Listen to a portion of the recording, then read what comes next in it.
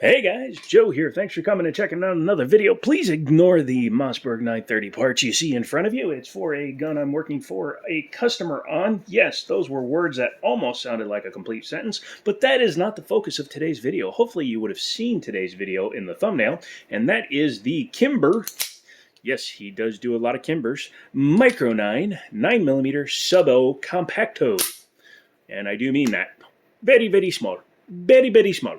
And this one is a little bit special because it is also the Crimson Trace equipped version. Yaho, yesa.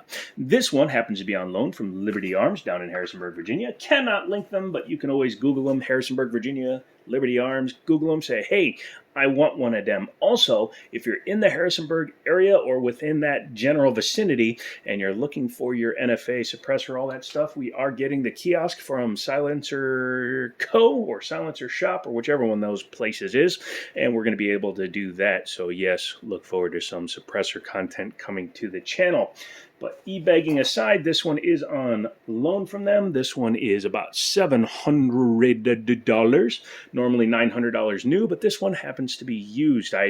Full disclosure, have already had this apart once. It was completely filthy inside, so I have cleaned it, oiled it, lubed it, put it back together, and I noticed that it's missing a screw. So ignoring that, let's move forward. Kimber makes very fine firearms, and they have a bit of a reputation for either being a little hit and miss or super reliable.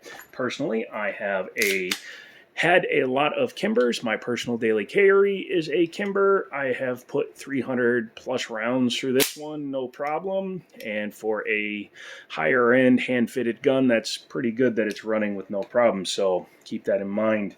This one, chambered in 9x19, comes with two, and I believe that's what it came from originally, two nickel-plated metal magazines with 7-round capacity. So you can have up to 8 rounds in this gun at one time. Single action only.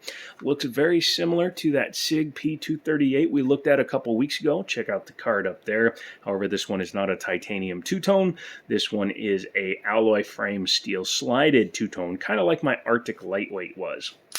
Let's go ahead and take a look around the outside. Obviously, again, showing that she is clear. Has rear slide serrations, but not front. But let's face it, very small boy. If you really needed to, you could always grab it. Obviously, having the Crimson Trace laser is a nice touch because it makes it easier for acquisition out of the pocket. As long as it's aimed at least somewhat correctly, you should be in the general vicinity of what you wish to hit. The grips are plastic. They are not wood. They're not G10. Nothing fun like that, but they do simulate wood pretty nicely. Single-sided external manual safety, much like a 1911. However, like the SIG, which was in 380, by the way, but they do make a 9mm version, this one is not a traditional 1911 other than the look. So it is missing a couple of key features. Most notably, does not have a grip safety. Grip safeties, for those of you that don't know, and again, clear, is this guy right here. On a real 1911, if you don't have the grip safety engaged, the trigger will not fire, or the gun will not fire when you pull the trigger. When you engage the grip safety, then you can go ahead and do that. This guy does not have that. It just has an external manual safety, no trigger safety. So even if you only have, say, 2 fingers on the gun, you can pull the trigger when the safety's off. So yes. Does have a skeletonized hammer, enclosed trigger, not a 1911. Again, as I said, it doesn't use the same spring setup and sear, so it is not a skeletonized, adjustable, infinitely that trigger. It's a decent trigger because it's a single action hammer fire trigger, but it is not as good as a real 1911. Coming to the front, it is bushingless, just like the SIG was. It does have a, well, that's a fitment issue, I'd say, because the barrel is not loose in there, but it does have a brushed finish on the barrel, and as you can see, it is a flush fit on this side here. It does have your standard, somewhat lowered ejection port.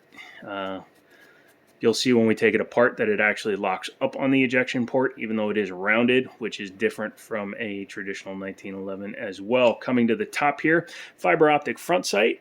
I had to put a new sight in there. I will link to the True Glows that I use. I just threw a yellow one in there because honestly I couldn't find the green stick and I didn't want to put a red one because when you have a Crimson Trace red laser, best to use a different color front optic, I believe. white dots in the rear, and they are a low snag setup, so they're designed not to catch on anything when you're reholstering. Pretty easy to pick up, traditional 1911 style. It just happens to be muy short tanto because it's a 3-inch barrel. Yeah, not a bad looking gun though. A little bit of checkering here on the back strap, nothing on the front strap. However, it does have this, which is what the cables and stuff run through from the batteries to this side where the laser aperture. He almost tried to bark. Wow. The aperture does have a switch if you decide to A, save the batteries, or B, just don't want to use the laser, and you can turn it off so it does not activate. Let's talk about the trigger here. It has again, single action, but it is not a yoke style. It is a hinge style, so when you pull it, it just kind of, as you can see, tilts back. Browning high power style is what I usually call them. Pretty nice feel to it. It's a 5.8 ounce trigger, 5 pound 8 ounce trigger, 5.5 pounds. English is eluding me right now. It's like 1:30 in the morning, but yes, when you pull it, it's a nice pull, easy pull, no real take up, just boink there and breaks. Reset. You can hear it. You don't really feel it, but it does spring out pretty easily, so it is feeling like it's a spring assisted trigger, and right into the next shot. Not bad. The external manual safety can be engaged even with the hammer down, which again is different from a real 1911. Additionally, you will see that with the gun in the cock position and the safety up, you can still run the slide. Whereas with one of these, it's actually designed to defeat the trigger and block the slide. The benefit to having a slide that's still manipulatable, that was a word, that can still be manipulated even when the safety is engaged. It makes it safer to load the firearm, so you put your magazine in while it's on safe, rack your slide, chamber around, gun is still on safe, then you get to pop it out and top off your mag, whatever you wish to do. Also, if the hammer happens to be down and you have the safety on, it does block the entire slide, so because it locks out the hammer, it stops the slide from moving. So you could theoretically carry it a little bit safer by doing that. Just drop it, rack it. If it was a loaded mag, it would have just finished the rack, and then you're good to go. Although, to be honest, it's a 1911 style platform. You should be carrying it like this, round in, hammer back, cocked, and locked. That way you pull up. Safety works just like a standard one, down for fire, up for safe. Yep, pretty standard.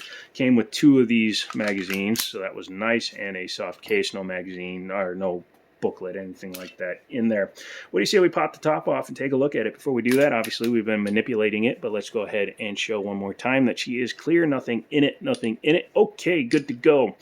Unlike a traditional 1911, because it doesn't have a front bushing, all you have to do is bring it back to the takedown notch, which is the second notch there, technically first as you're pulling back, and you have to wiggle out the slide lock slide release. It's a little fiddly because it is completely flush on this side. It's actually indented in there, so just grab the slide lock slide release and wiggle it, and you'll pull it out. It's retained by that spring. It does not have a plunger tube like this has. This has a spring in it that has detents on either side, which lock that, or when the slide lock is up. So anywho, once you've done that, you can just grab it, pull the top off of le bottom. I did run a little bit of grease in there and cleaned it a little bit. I did not do like an ultimate cleaning because, well, used gun, not mine. So just clean is good. Anywho, once you pop the top off, you can pull out the guide rod. It is non-captive, but the spring is omnidirectional. Well, bidirectional because it only goes 2 ways. And then you can go ahead and do that. Pull your slide, drop the barrel out. And again, no locking lugs up here. Traditional 1911 has 2 locking lugs up top that lock up on the inside of the firearm. And as you can see, those are not present on this one. It does have a little bit of lightning cut in there. You can see that edge there. There's been some material taken out. Timing issues as well as just lightening the firearm are 2 good reasons for doing that. Traditional 1911 installed our interior extractor. There's your firing pin tube right there.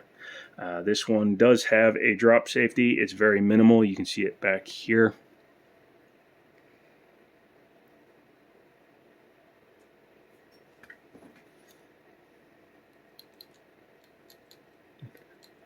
Yeah, Actually, I'm wrong. That is just for the extractor or ejector, and it locks up the slide when the safety is engaged. My bad. Yeah. Okay. Taking a look at the frame here. It's a trigger bar, goes back here, which then releases and drops a hammer forward. Very simple, very easy, very cheap to produce, even though it's an expensive firearm. Precision is what makes expense. Yeah, not bad looking. Let's go ahead and put it back together. Take that, flip it over, get it stuck, pull it back out, wiggle it back in the right way, and then lock it up. Take your spring and your guide rod. This is a fiddly thing when you don't have a front bushing or anything like that, so you just have to make sure to get it started the right way. Guns like the 238, actually I wasn't able to do it like this because of the design of the guide rod, but this one, with a little bit of machination and mashing, you can get your guide rod back into place. You have to make sure that it sits the right way and that it sits at the right level. Otherwise, when you put it back together, it could jam and then poke out the front of the gun. So what I'm going to do right now, take the frame and the slide. You do have to push down your ejector in order to do that. I'm just going to use the edge of my trigger gauge here, push that down. I just don't have good fingers. You can probably do this with your fingers if you have better hands than I do. And just push it down. Come on, Joe, just push it down. If you like nerve damage, don't forget to give me a thumbs up. There you go. Once you've done that, I like to rack the slide a couple of times and make sure that the guide rod doesn't stay stuck out when it's backwards. You'll see what I mean when we put it back together here. But go ahead and bring it back. Take your slide lock, slide release, engage it, stick it in, and yeah. Doesn't take much to screw that up. So once I've done that and screwed it up, let's go ahead and pull that back out.